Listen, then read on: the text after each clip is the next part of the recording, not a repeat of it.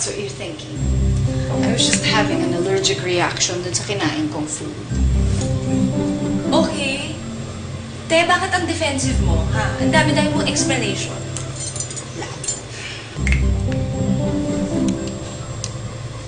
Saan mo binili ang lipstick mo? Sa black market?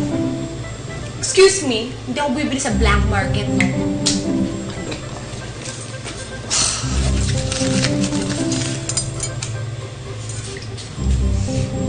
Oh my gosh! What is that awful smell? Oh! Wait lang, yun ba? Ay, oo, alam ko yan. Naamoy ko yan simula ng pagpasok ko dito. Yung amoy nun, bitter at insecure. Siguro ikaw yun.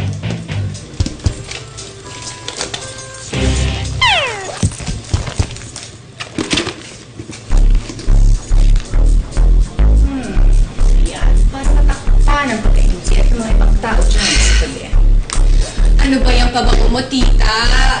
Ang matanda, ang baho. Excuse me. Yan ang mga pabango ng mga totoong mayayaman. Hindi gaya mo, Novo Rich. Walang class.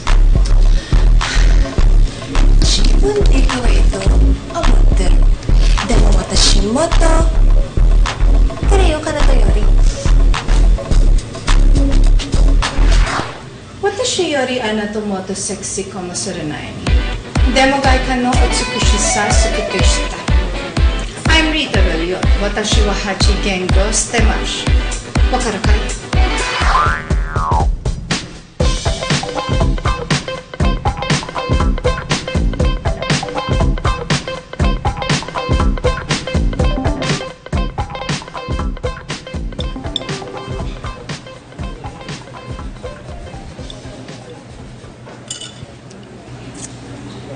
Sir.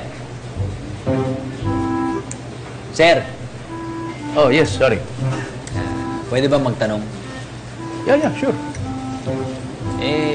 Kayo po ba nililigawan niyo si Rita? Ako nga pala si Jaime. Kamusta? Ano pangalan mo? Paeng. Paeng, oh. Well, bakit mo naman naisip yun?